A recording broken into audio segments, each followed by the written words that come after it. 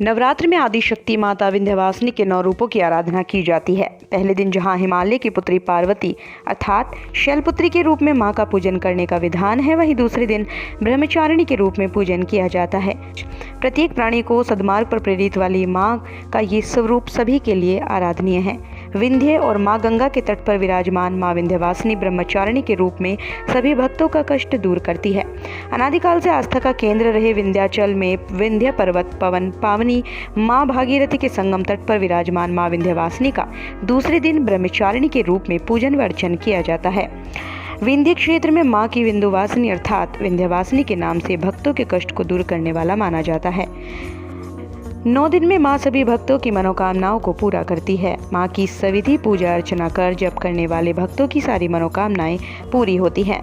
मां ब्रह्मचारिणी की पूजा के लिए भक्तों को चाहिए वो सफेद रंग की वस्तुओं को धारण कर मां की पूजा करे और सफेद ही वस्तुओं का मन से मां को भोग लगाएं। मां के धाम में आने वाले भक्त मां विंध्यवासिनी का आशीर्वाद पाने के लिए मां गंगा में स्नान करना चाहिए। इसके बाद वो मां का आशीर्वाद लेते हुए त्रिकोण पद की भी यात्रा कर 3 देवियों के दर्शन पाए। माता दर्शन करने के लिए भक्तों का तांता लगा है। आदिशक्ति मां विंध्यवासिनी के दर्शन के लिए भक्त पिछले कई सालों से आते रहे हैं। मां उनकी सभी मुरादें पूरी करती है। नवरात्र में 9 दिन मां के अलग अलग रूपों की पूजा कर भक्त सभी कष्टों से छुटकारा पाते हैं। माता के किसी भी रूप में दर्शन करने मात्र से प्राणी के शरीर में नई ऊर्जा, नया उत्साह, सद्विचार का संचार होता है। मां के धाम में आने के बाद मां की मनोहारी दर्शन कर भक्तों को परम शांति मिलती है। UP fast news bureau report. हम लोग मां विंध्यवासिनी मैया के चरण में आए दर्शन के लिए। जिस हिसाब से भीड़ है उस हिसाब से दर्शन बहुत अच्छे हुए हैं, जिस हिसाब से पब्लिक भी है और इतना हर चीज चेंज हो गया, कॉरिडोर अच्छा बन गया है। आने वाले टाइम पे वो और अच्छा हो जाएगा तो भक्त और आएंगे देखने की। जय माता दी। नवरात्र का दूसरा दिन है, इसमें किस रूप में माँ की पूजा की, क्या विधि है पूजा की? देखिए, दूसरा दिन माँ ब्रह्मचारिणी का है। इस दिन माँ ब्रह्मचारिणी एक हाथ में कमंडल, एक हाथ से वरदान देते हुए जगदम्बा विचरण करती है। ब्रह्म का मतलब है परम ब्रह्म और चारणी का अर्थात है तपस्या।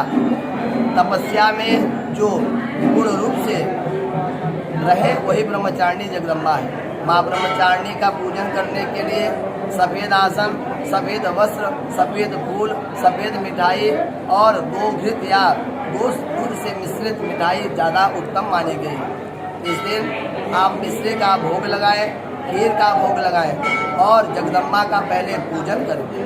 पूजन में साधक को सफ़ेद वस्त्र पहनना चाहिए, सफ़ेद चंदन लगाना चाहिए, सफ़ेद माला धारण करना चाहिए और जगदम्बा को वही पहनाना चाहिए।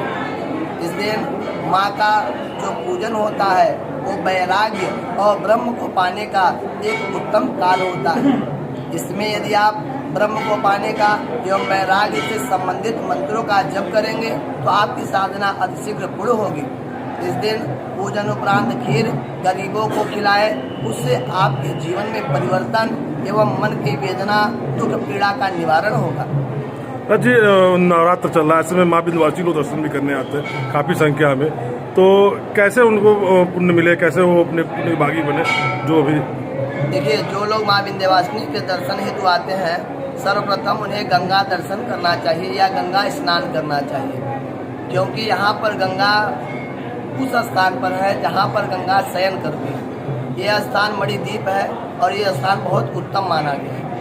यह स्थान मणिद्वीप है, माँ भगवती जगदम्बा का निवास स्थान है। यहाँ गंगा का स्नान करने के बाद माँ का दर्शन करना चाहिए। श्रद्धालु को नारियल के रूप में कुछ न कुछ प्रसाद चढ़ाना चाहिए और माँ को लाल चुनरी या गुड़हल का एक पुष्प भी यदि चढ़ाया जाए तो उससे दर्शनार्थी की मनोकामना निश्चित पूर्ण होगी और माँ के सिर्फ सीढ़ी स्पर्श मात्र से 7 पीढ़ी तक के कष्टों का निवारण व पितरों की मुक्ति होती है। ऐसा हमारा मानना है, यहाँ की रीति है।